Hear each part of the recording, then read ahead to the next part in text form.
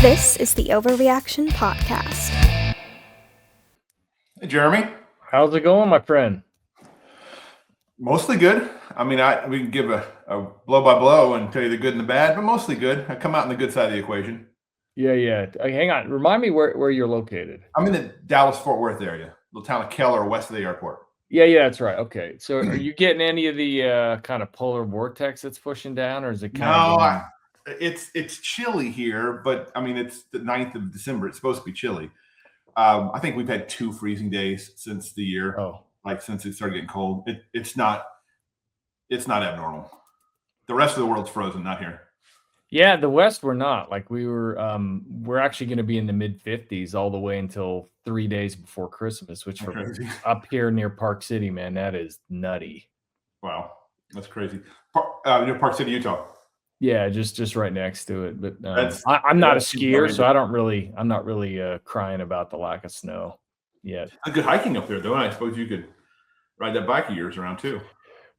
That's what I'm doing tomorrow and Friday. I'm trying to get as many, what do they say? Make hay while the sun shines, or shred on your bike while the sun shines, or whatever. So yeah, that's what I'm doing. So let's jump in. So, I mean, sure. where did you grow up in Texas?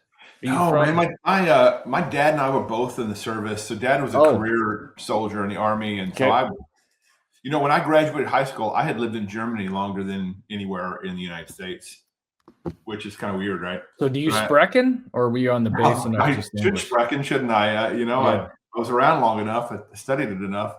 It's one of those things where if you don't use it as you're learning it, you don't actually learning it.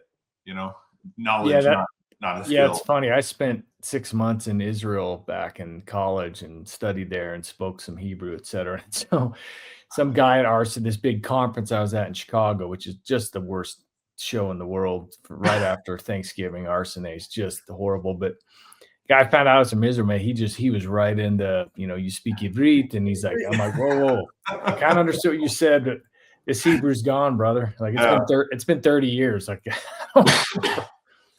yeah. So dad, he was in the service. I joined the Oklahoma National Guard a year before he got out, and then I went to military academy to this junior military academy. I got commissioned in the Army in '91. Served some time in training, etc. Never went back to. My intention was to be a career soldier. I met my wife, and she had other notions of what good looked like. So I never actually went back into the military. So I actually landed in Texas in 96, 97, something like that.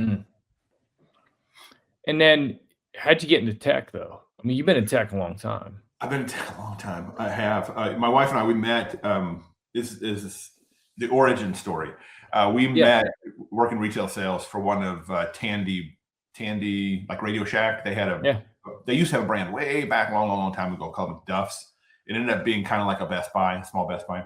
We sold commission sales electronics together. So we met right about the time the PC was kind of getting going. And I had a knack from it right off the bat. And she's like, Rusty, we weren't even dating at the time. She said, Rusty, you should really think about doing computers. And I'm like, no, I want nothing to do with that. I can't imagine a worse outcome. And so I got pulled in kicking and screaming. And in the late 90s, if you were even adjacently involved with technology, with the first .com boom, you had a great job. Like, the interview at that time was check their pulse. Yeah, they're alive. They're in. It was not quite that bad, but almost that bad. And so it was just real fortunate to kind of get started right at the time when there were far more jobs than there were people to do the jobs. And then I had a knack for it. So it grew from there. And that's a very long time ago. Very long time ago. I got into leading teams when I realized it's after 2000, maybe 2000, about 2001.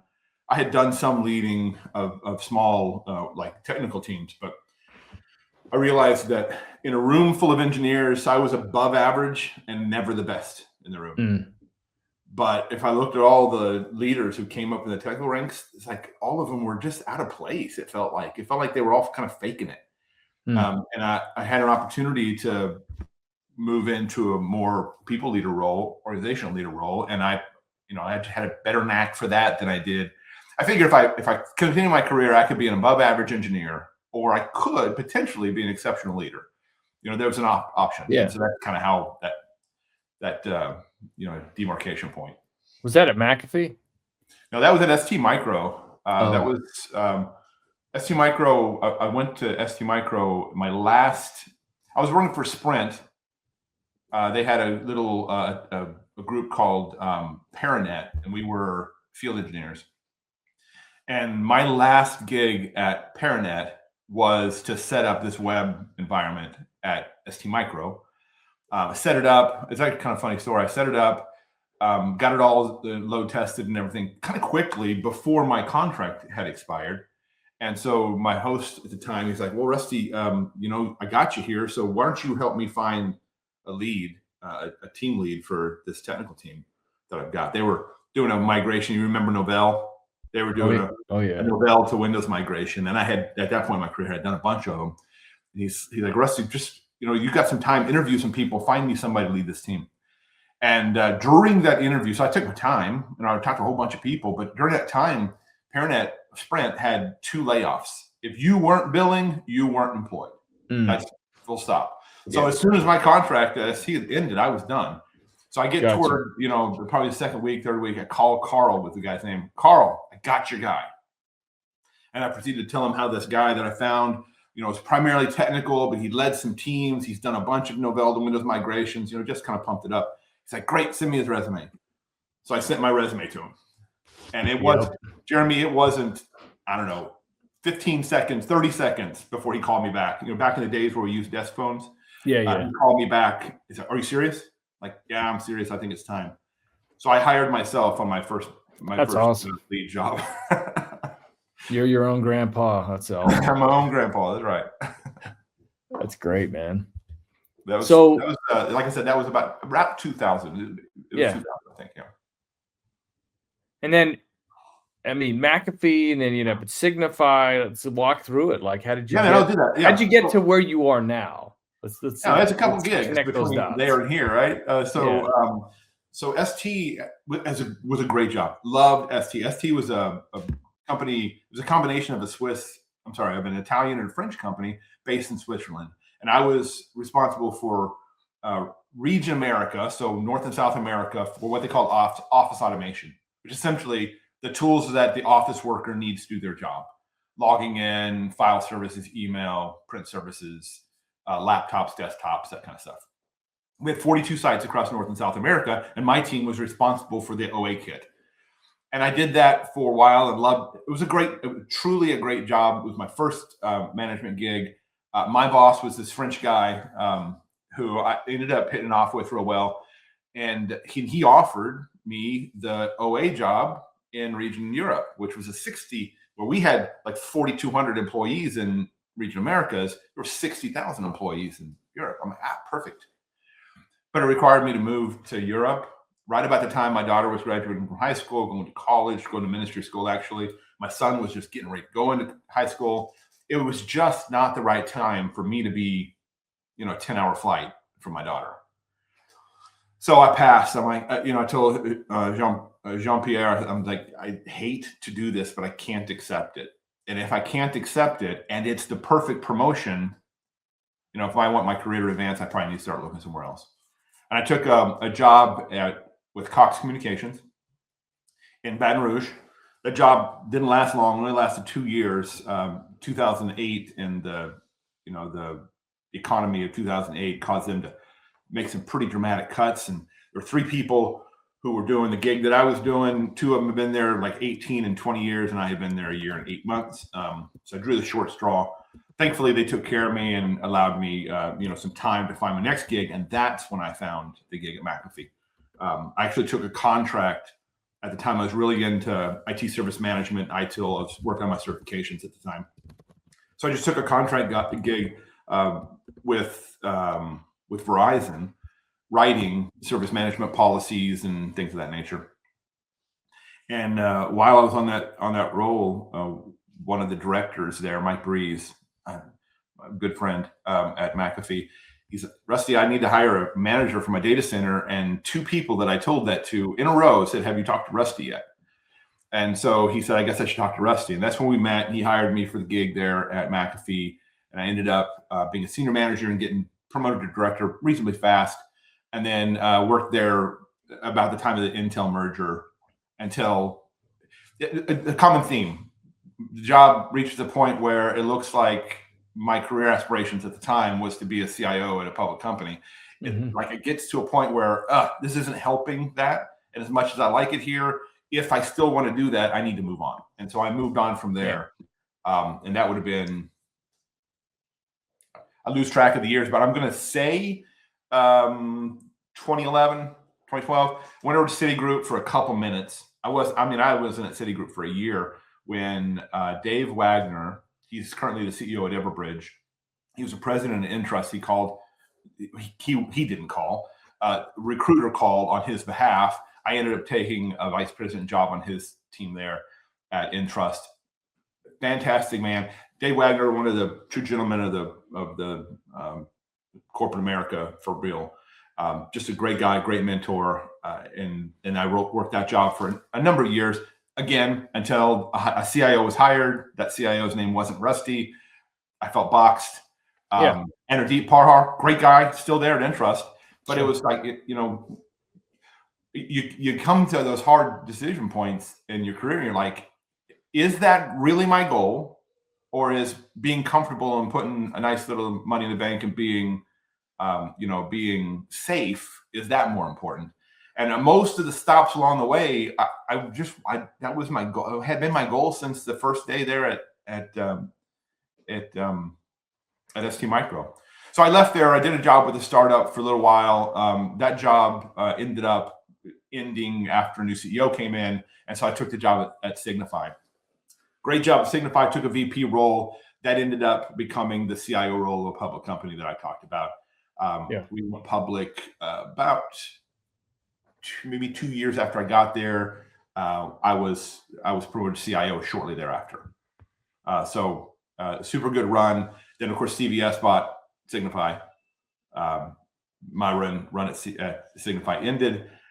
Took a little bit of time, a few months, and I found this job at Clearway, and it certainly have found a home here at Clearway. It's a smaller company. We're moving fast, doing some exciting stuff, getting to build some really important tools, some really important capabilities for our employees to help patients and our clients. Yeah. So why, given your background and what liquidity event you went through with CVS, Signify, you could have chosen a lot of different options. So what was it about Clearway that kind of won you over that you saw?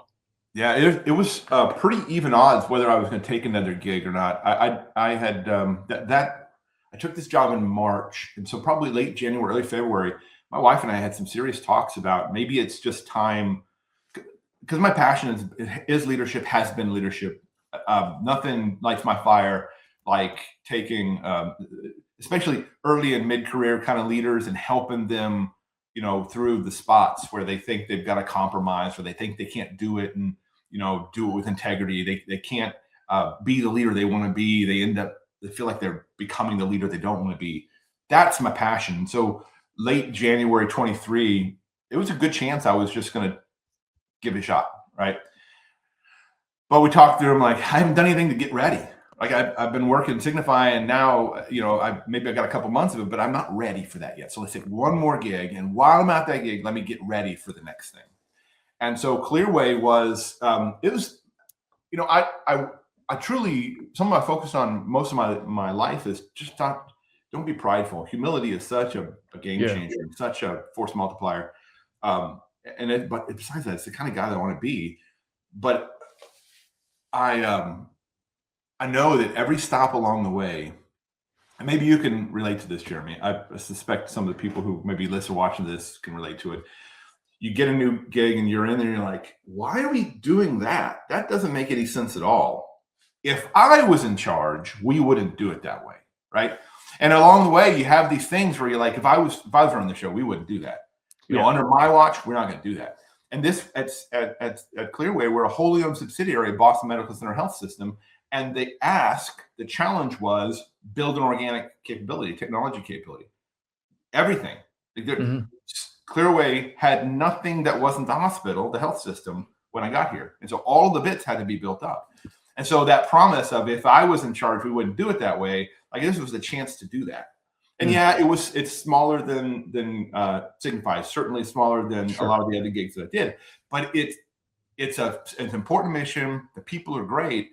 And it was the opportunity to build something meaningful from the first brick. It's pretty cool. And it's turned out to be exactly the way I hoped it would be. That's great. So for people listening, talk about Signify. I mean, not Signify, talk about Clearway. What do y'all do? What's your competitive edge? What do you do? I'll say this. We are a wholly owned subsidiary of Boston Medical Center Health System. And many years ago, BMC stood up a very effective specialty pharmacy program. Specialty pharmacy is that it's not Kroger. It's not where you go get your antibiotics and your right. It's where super expensive or limited distribution meds are picked up. And they built a really effective program. And then they call them friends and family, other nonprofit safety net academic hospitals would come knocking on the door and say, hey, can you help us with ours? And so Clearway is the commercial arm that was stood up to do that, to help other hospitals, especially nonprofit types, set up effective specialty pharmacy programs. And it's super complex. There's a lot of moving parts to it. It's not typically a skill set that a hospital would have on their own. But when it's set up right, it can be a meaningful, maybe the most meaningful source of contribution margin for a health system. Not in all situations, but in certain situations, especially for nonprofits, it can be the number one source of contribution margin for these hospitals that have a really hard time staying in the black. And so it's a really high touch model. It's 60% of our employees are pharmacist types. It's right. So it's a super high touch. We'll have, 5 to 20 of our employees at a site, depending on the size of the program. And we do the whole gamut. Sometimes we run a program, meaning we help patients who have been prescribed one of these specialty medications, do the prior authorization and financial assistance and things. Sometimes that's what we do. But sometimes we're building the pharmacy, we're running the pharmacy, we're doing all of it. Yeah. And it just depends on what the client needs. So it could be it's a full outsource model, but white labeled as if it's that institution. It could be. It could be. Yeah. It's on the needs of the clients, but we're finding more and more the clients are really hurting for having an ambulatory hospital pharmacy. A lot of times it's something they've never done before, and so we help them through all of the licensing and building and all those things. Yeah, and of course, you provide all the technology as well, infrastructure and stuff. We do. Now, the technology that we have been building is Clearway Health technology, meaning it's for our employees to use. We don't SaaS it. We don't deliver it to clients and so forth. It's the tool set that our teams need to be able to deliver, good continuity of care for the patients of our clients. And so then what? It's called specialty pharmacy, but it really is a very specialized field for sure. Yeah, sure. I mean, what pharmacy information systems are out there that really serve that market well, though? They're not. I mean, you don't need a whole handful. And they're not. They're not solving the. When I got there, we were using. When I got here, we were using Salesforce Health Cloud, and we were just making it work.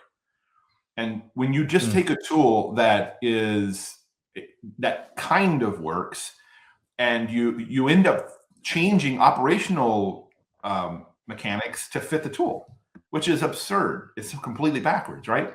Instead, you just described an EHR. What are you talking about? Of course I did. Literally. But we don't have to, right? If we didn't have to do that. So one of the hard decisions that me and the executive team made, I don't know, maybe 6 months into being here, was that we got to bite the bullet and we got to build our own. We've got to replace Health Cloud because Health Cloud's good for a lot of things, but it's not allowing us to do the things we know we need to do to optimize our engagement with our clients and our patients.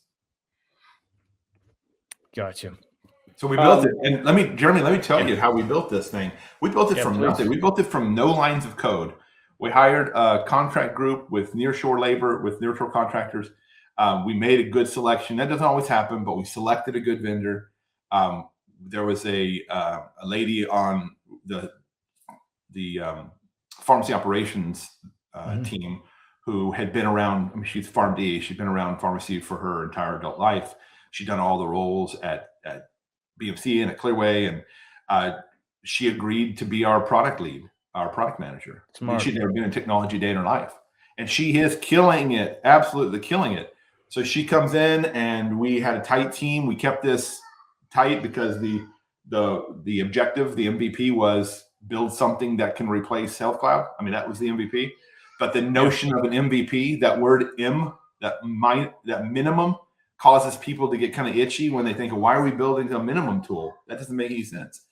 And so introducing the notion of agile planning and development, and iterating and feedback, and that entire concept, getting that to Clearway's great benefit, that the executive team and the company as a whole has really adopted it. But we built it from nothing to first pilot deployment at a client in just over 8 months. Wow. and deployed to all clients in just over 14 months. So cloud-based? 100%, yeah. We have never owned a data center. We never will own a data center. You guys, is it Azure, AWS? Like what? In AWS, yeah, we use AWS, and we use a fair amount of AWS of proprietary technology. I mean, you always have a choice to make, of course. But when you're lean and you're moving fast, somebody else figured some things out. Almost all of our capabilities our needs aren't special, right? We're not fringe. We're right down Main Street. And, you could say what you can about the big hyperscalers, but they do Main Street pretty well. And so we found a really good partner in AWS. And we've gotten fortunate, fortune, where they say fortune shines on the prepared. Maybe that's why we've been fortunate, but we've been fortunate with the vendors that we've selected to help us in the different spaces. Because I still have a tiny team. We just have an army of contractors that we have for specific functions. I think it's smart. I mean, we're built on AWS. We were a GCP for before, and then we migrated to our whole platform for the company I run, the AWS. We use a lot of services too. They're great. I mean, they've been an exceptional partner for us. I'm not surprised. Yeah. We're really happy with them too. So tell me about AI. People want to know. Jeremy, I'll tell you about AI, and I'll tell you that I know what I think a lot of people are fooling themselves about is that I'm not ready. I'm not ready. Not that I'm afraid. Gosh, I take chances. You're tech, I'm all about change. But we did an exercise early this year where I got my most senior technical folks, some of the developers have been involved, some of the senior business folks, people that were been close to the things we're doing in technology. And I hired one of our vendors that was working with us on a different project to host an AI summit, if you will. And the goal here was I had written sort of our AI, I'm going to say policy, but really an AI point of view. But I hadn't asked for any investments yet. And so this was us doing a deep dive so I could find out if there were investments that I wanted to ask for. Everybody who was invited had to do homework. And the homework was based on your current knowledge, your current understanding of AI and our business, what are the business cases? And we had, 40, 60 business cases, use cases, that we then went with the small group, went with the host, the folks that I hired, to trim it down, to collate it up, because there's a lot of overlap, and to lift up the 3 best options on viability, how close are we to be able to execute, is it real, is it science fiction, and then select the one that would be the best of the bunch. So cross-functional group, give me your best. None of what we came up with is actually AI use cases. They were all kind of deterministic analytics, right? Yep. I think if we get honest with ourselves in this world, in this tech world, we'll recognize that if we had better data and better control of our data, better understanding of our data, and a tighter coupling with the folks in the business, we'd understand that it doesn't require artificial intelligence. We know a lot of things that we know. We can gain a ton of novel insights out of our data just by looking at it differently, not by looking at it with AI. And so that's where we landed.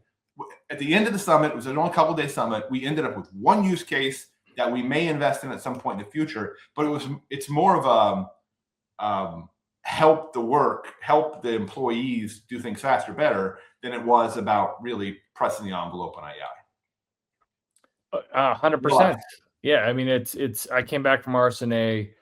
We have a lot of customers or tech companies. We have customers that are AI companies as well. And for us, I mean, there's obvious things like internally using it as a research assistant. I need to go find out about information. You shouldn't blindly trust what it brings back. I think everyone needs to understand that. But my developers use Cursor, and some of them use Claude, and some of them use Copilot. It's really good. It can anticipate and help them become a lot more efficient by automating the mundane. And that's where, like for our platform, that's what we look at, is how do we automate the mundane? What are things that are just repeatable? What we found is that there's still not a lot of use case for AI. Automation is great, but automation is, like you said, getting access to all the information and then just building really good, elegant if-thens. And a lot of people think AI is just elegant if-thens.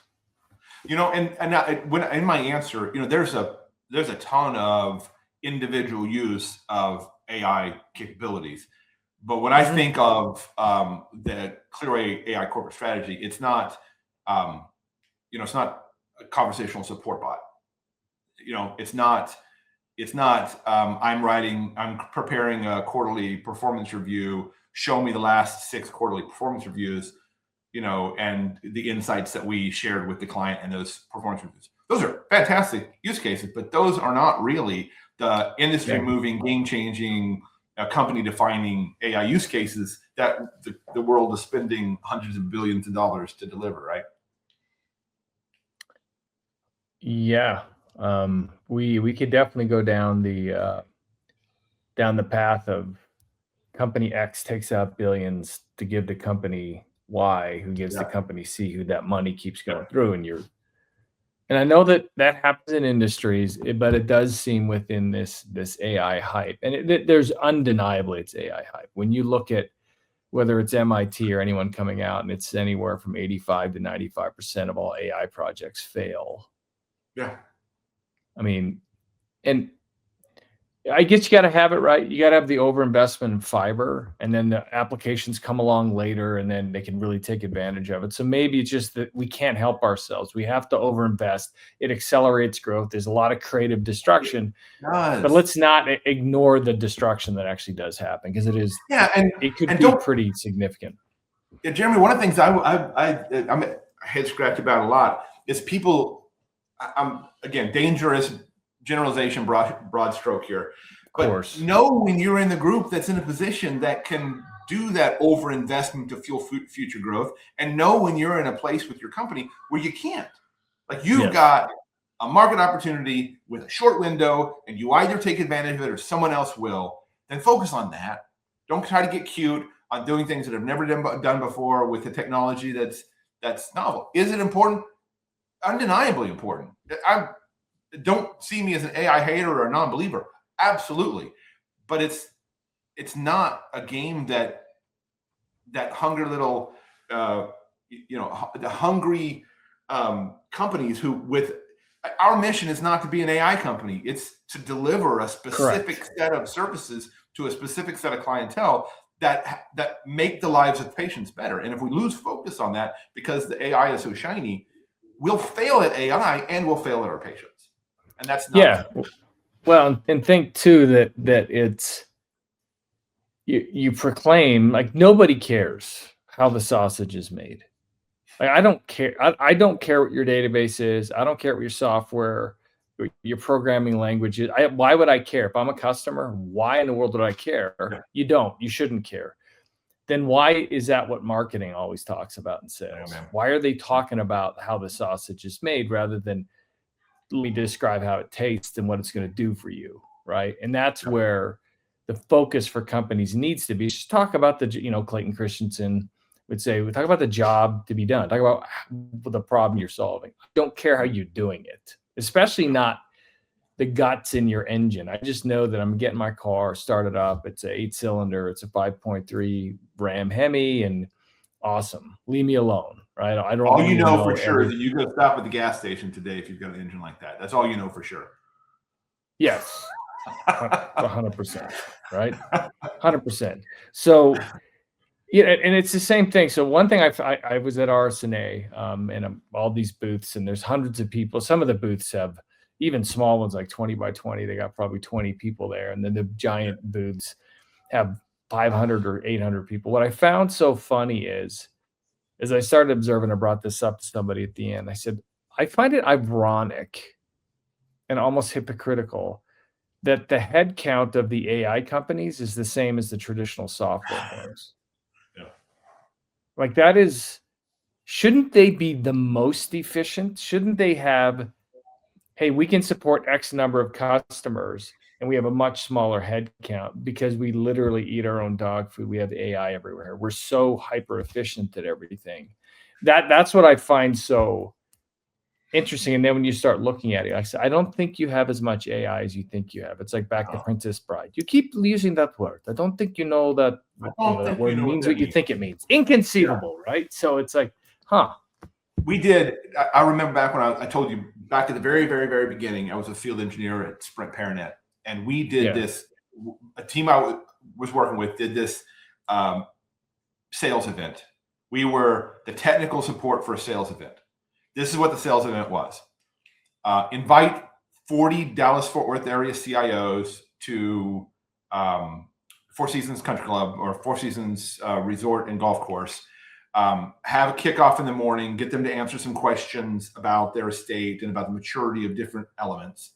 Go play golf. While they're playing golf, get that data into the room of geeks and build these different reports for each custom report for each of these CIOs. And when they get off the golf course after 18 holes, I feel like that's what AI is in a lot of places. It's go get distracted for a little while a whole bunch of people in the back room are pretending to do this in an automated way. We did it. Well, look at like all of AI. I mean, they come to find out that it was all bunch of outsourced bodies. Yeah, call centers. And then you look at, there's somebody else. It was the start of I can't remember. It was a couple Silicon Valley companies, and they said it was literally I think it was Firefly, the AI thing. When they started the company, they didn't have any AI at all. They had people listening on the calls and quickly transcribing it. And they only had a couple customers, so it was 100% manual. They're like, we're building it. We know what we want to be. But in the meantime, we got to perform for these customers who bought into our automated AI Teams or Zoom note taker. And so they dialed in, and you know how they'll say Jeremy's Fathom note taker, Rusty's Firefly note taker. Right. No, it was them logging in. Literally a note taker. Pretending to be. Yeah. It was really just going hog wild, recording like, oh my gosh, how do we get this thing done? So that's what it was. And so to your point, I wonder how many AI companies, like really, if you looked under the covers, it's not AI. They actually don't have. The Gen AI is not that. What they at the same time, we are undeniably further down the road toward useful artificial intelligence in some pretty novel use cases than we were a year ago, 2 years ago. I remember the first time 100%. Jeremy, the first time I ever saw DALL-E, I thought, this is voodoo. I mean, I'm doing this myself. Are you kidding me? And now I look back, I'm like, oh boy, that's so juvenile. What I thought was so game-changing. Yeah. But to me, it was almost magic. Yeah, without a doubt. Yeah, we could go on forever about it. I do want to talk Integrity Edge. That's it. You you don't just, we're going to put it in the details of the podcast. We'll actually have a link to Amazon, Goodreads, etc. People can go there. Well, you thinking about the concept of integrity edge, it seems like this is such a no-brainer. Good leadership should be ethical. They should be honest, etc. They should have integrity. But as you've probably found out in your career, it's probably why you wrote the book, but I want to hear about it. Like, what was the genesis or throughout your career that led you to finally do it? Because I doubt it was just one moment you woke up and go, I have an idea. I'm sure it was just this cumulative effect that brought it to that. If you can speak to that, that'd be great. Yeah, absolutely. There's some tactical reasons why I wanted to write the book. But the first time anybody asked me that specific question, like in a conversation like this, I said, what made you, you didn't just have this free time sitting around. What made you sit down and do the work? And the answer came with not even thinking about it. I said, I think it was 25 years of disappointment. And I'll color that in a little bit. It was seeing around me as I went through the different roles, this, I'm going to say tendency, but it's stronger than a tendency, almost a rule where the early and mid-career managers were closer to their teams. They were more plugged in. They had the pulse of their teams. They tended to be more servant leader type leaders. Not universally, but they tended to be more so. Then as you go closer to the boardroom, as you go up the echelons, they become more and more disconnected, less and less servant, likely to be servant, more and more self-serving or personal mission serving. But as you went up the chain, they were different. Like, again, not completely, but to a high degree. The folks at the top couple rungs of the organization, they were more self-serving.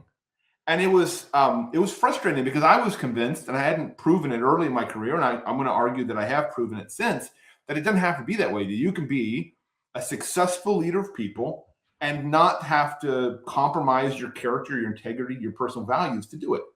You can lead in your authentic way, if that authentic way is, sort of a people first, kind of service first kind of approach. You can lead that way and be successful in the long run. It's just not the default condition. The default condition, this is going to sting. The default condition in corporate America is compromise. I have an idea. I feel strongly about it. But the boss says that if I want to do such and such, then I got to do such and such. Right. And so it's not this giant compromise where tomorrow you walk into the office and the boss says, hey, if you want a promotion, I need to go rob this bank. That's not how it works. Right. It's tiny little one on top of another, compromise on compromise on compromise. And before you know it, you've been promoted 3 times and you don't resemble the person who was an early career leader. And it just happened. And so I do a couple of things. I say that for the people that are able to grow their career with character, with integrity, there's an edge where the title came from. There's a competitive advantage that you can only get if you've made that commitment and made through your actions, continue growing your career. And this is the edge, that when you have shown yourself trustworthy, when you have shown yourself honest, and when you've shown yourself to be the person you purport to be, then this amazing thing happens with the people who are following you. Like there's a loyalty, there's an engagement, there's a risk taking, there's a trust being given to you that doesn't exist if you're a knucklehead who steps on people to get to the next rung. The person who steps on people to get to the next rung can get their teams to do things, and they do it through power, they do it through authority, they do it because I said so. Yeah. Because I said so is not a way to gain loyalty. It's not a way to ensure engagement beyond the very specific thing you ask for. And it's not a way to get people to take chances, take risks, and innovate. It's just not. Because when you set up that position where my power is why you follow me, my authority, I said, and I'm the boss, and if you don't do it, then I'll do, that's going to get you compliance. That's it. And compliance in a safe way. So Sally and Bob, they might do what you're telling them to do, but they're not going to do an iota more. And the entire time they do it, they're going to make sure they cover their back. And they don't do anything that's going to maybe make mistakes. And so I saw this as being true, that there's this edge, but the default condition being one of compromise. How do you get there, right? And so I in the book, I I focused on 6 stumbling blocks. I started with way more than 6 stumbling blocks. I trimmed it down to 6 that I think are critical, and it's about trust, and it's about pride, it's about fear, it's about disconnection or connection with your employees, your team members. It's about ambition. It's about toxic culture. So those 6 stumbling blocks, I believe those are 6 common things that you trip on if you're not paying attention. And if you trip on letting your ambition cause you to be self-serving, the first time maybe it doesn't, ruin your walk with character. But if you keep doing it over and over and over again, before you know it, that stumbling block has caused you your integrity style leadership. Add pride and trust and fear and these things. How many times have you heard of the leader or the board who, because of pride and fear of losing personal compensation, has a Christmas Eve layoff? Fourth quarter layoffs are almost vogue. I mean, and why? These are companies who are making gazillions of dollars. Well, it's because, we hit our number, but there's a way we could hit a bigger number. Mm-hmm. It will only cost us 4% of our employees. And that's it's inhuman. Yeah. That's not to say that leaders have to make hard decisions sometimes. Of course. And if we are putting ourselves in a place to be compensated as leaders, then we have to take on that mantle of responsibility. But that mantle of responsibility ought to be when it's required, not when, we do this and instead of a 10%, then we'll get a 12%. That's shameful.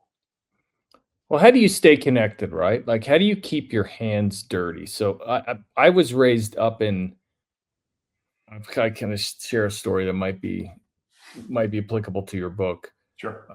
Raised out in the country, my parents way out in the sticks, like kindergarten through 12th grade, one little building. It was like a little house in the prairie, just up in Canada. And my dad was oil patch. So my grandpa and my great uncle, escaped Europe, being wiped out. Jews in Russia and then Germany, escaped, got to Baltimore, and up in, I don't know how they ended in Canada.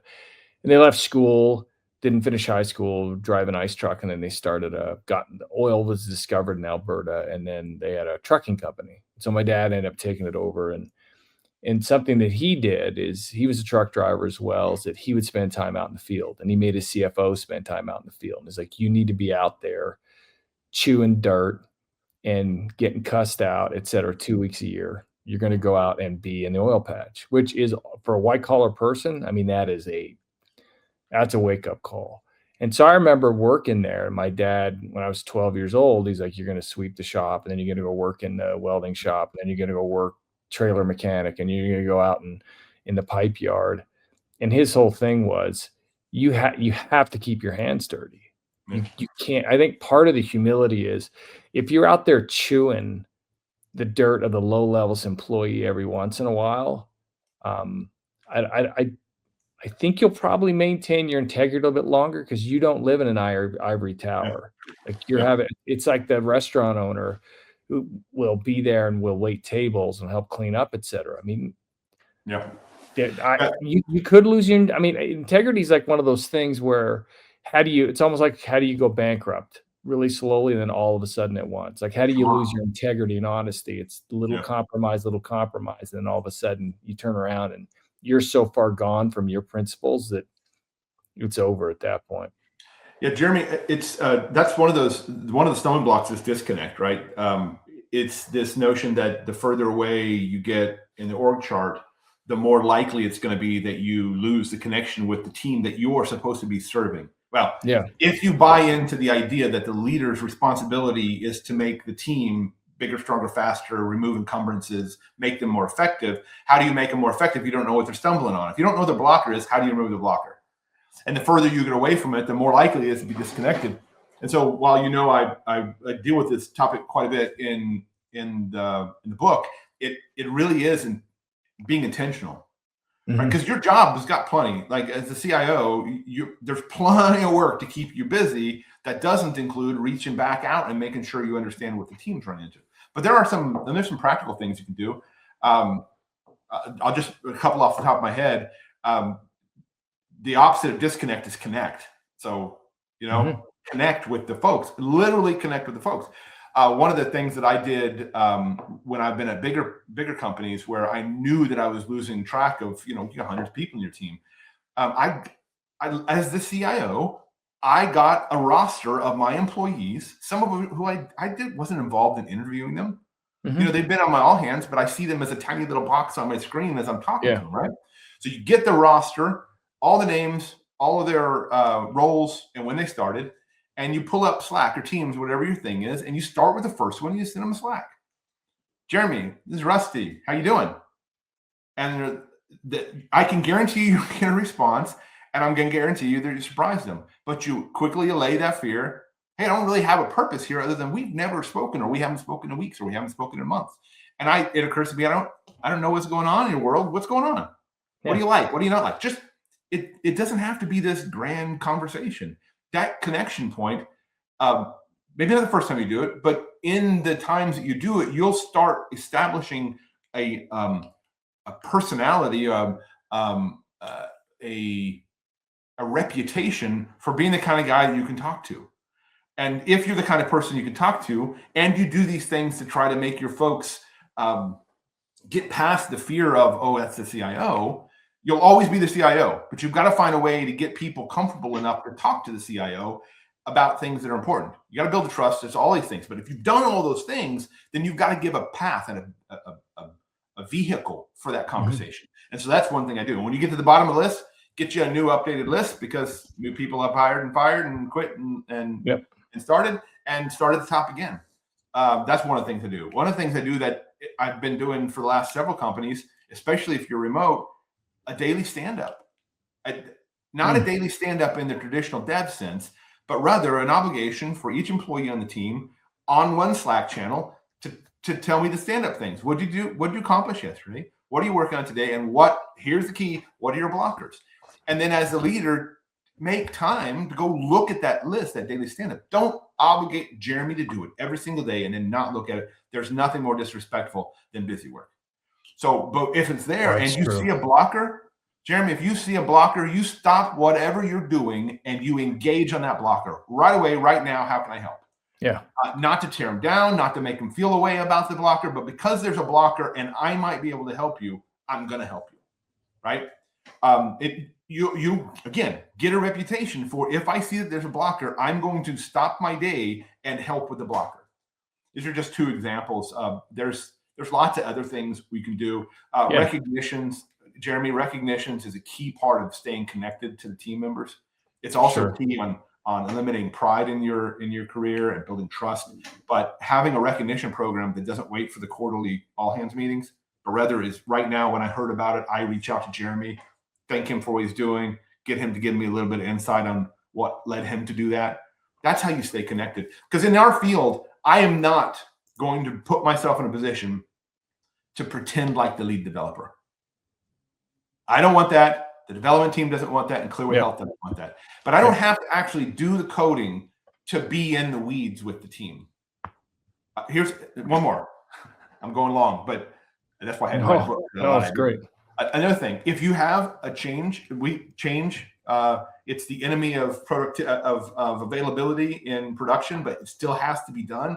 You have to have change windows, maintenance windows. Show up at those change. There's a war bridge going on that's at 2:00 in the morning, and you've got the same 17 folks who are always on your war bridge to do those maintenance events. Show up, not because you've got a role, but because you're there, you're listening, you're hearing. Maybe you can give some insight. Maybe you can just remove blockers as they show up. These are things that you can't do if you're home sleeping when your team is doing that thing. That's the example of sweeping up the room, the shop floor. That in the example you gave. Yeah. I'm not going to be logging into the servers. I'm not going to be logging into but I can show up. And I can offer support in the way that I can offer support, by the way, that nobody else can. Those are some ways you stay connected. Yeah. No, I like it a lot. I mean, one thing you said earlier is nothing, I think, engenders more trust and loyalty than if someone's having a problem, that you make them, their problem, your priority, like you just talked about, right? Like they know they don't want the CIO or the CEO, et cetera, so far removed from some of the more not rudimentary things, but a lot of block and tackling to come in and mess with it, because you're not going to be able to do it as well as them. It's like, what are you doing? You're literally causing hassle. But what I do know is that you have the authority and the power to remove a roadblock like you talked about. And that's a really important thing, and that you are willing to get your hands dirty when you need to, and you're talking to them. One thing that I used to do when I worked for much bigger organizations was with my team, every day, and this was a pain in the butt, I would go to lunch with a couple people. Yep. It was a pain. Like I had to work extra hours, and we didn't talk about work. So it was people that were 2 or 3 levels below me, not in value or importance, just on the org chart. Yep. And I would just pick a couple of them. We'd just go to lunch. It was on me, and but the things that I learned, and we would talk about sports and unfortunately politics or whatever. We'd just talk. But what they would do is their guard would come down and they would give the best ideas. Yeah. And so I would have, I reported the CEO and he'd say, man, you have a lot of good ideas. I'm like, I don't. I listen. I don't actually. I'm parallel processing as many brains as possible. We have really smart people everywhere, but they're not going to speak up in a boardroom or in my office. But when you get them out of the building and we're out at Chili's, I hate Chili's, but sorry, like a good local Mexican dive or something like that, or a Thai place, they open up the walls. Right. My dad used to do that with me. Like I didn't get along with my dad, and it wasn't him. It was more me when I was a teenager. I was this testosterone fueled rage monster. Yep. Wouldn't talk to my dad. And I didn't know until later in my life when I got to college that the reason, and he wasn't a good athlete, and I played all the sports in high school, but he'd go throw a football with me or play basketball. It's because he knew my guard would come down. Yeah, come on. That's right. Then I would talk. That's right. And so I tried to use that in my career, and I'm not great at it, but I try to be, is get people out of their comfort zone, but it's mainly me out of my comfort zone. I'm super busy. They know that I'm looking at emails late and at night and whatever. And if I can take the time to go do lunch with them, something like that, it seemed to some reason have some sort of I don't know if you saw that as well, or if that's something that you kind of do that already. It's already what you talked about, basically, in a different way. Yeah, I mean, it's based on the trust. The level of the trust you've got is the level of insight you're going to gain from, right? And so in situations like that, being on the ball field, it breaks down some of those blockers, some of those natural tendencies to have your guard up, protect. Right? Yeah, protect, right? Yeah, I mean, this is a topic we could. I literally could talk about this topic for the rest of the afternoon, Jeremy. We could do another. We'll have you back on again sometime. Let's do it. In the new year. So, is there anything else? Because I know we're running out of time. You got a bunch to do. Anything that we should end on? Anything we didn't discuss we really should have brought up? I don't. I mean, we covered a nice little area there. Like I said, my passion is the leadership. I would say this, that if you're not intentional, life will happen to you. Life won't wait for you to form an intention, to form a goal before it starts happening to you. And so if you believe that, as I said earlier, the default condition is compromise, or the default condition in the world is one of suspicion and mistrust and doubt, and and you do nothing to prepare yourself or to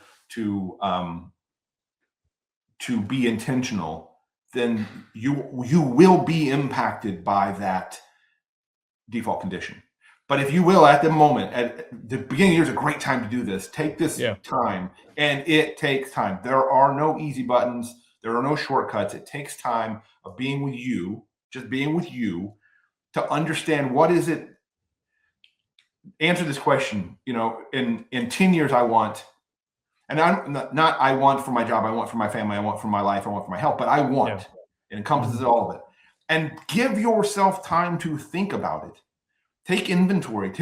Be aware of what it is that is Rusty, That is Jeremy. And then be intentional about making those things happen in your life. Not all at once. Like I said, no magic easy button. But if you don't take the steps, the world will happen to you. And you'll look up and it'll be 35 years and you'll still be in the same relationship, in the same job, in the same physical condition, in the same mental condition, in the same spiritual condition that you were when I didn't think about this 30 years ago. Yeah. There's kind of a saying in scriptures is act, don't be acted upon. Right. Well, yeah. Great. Well, this is awesome. We'll put a connection to you, your LinkedIn profile, link to your book on Amazon, anything else that we'll make sure it's there in the show notes. But I really appreciate the time, Rusty. This was my pleasure. This was awesome. Yeah, absolutely. All right. Have a great Christmas and a great holiday season, my friend. You too, man. We'll talk soon. Take care. Bye. See you, Rusty.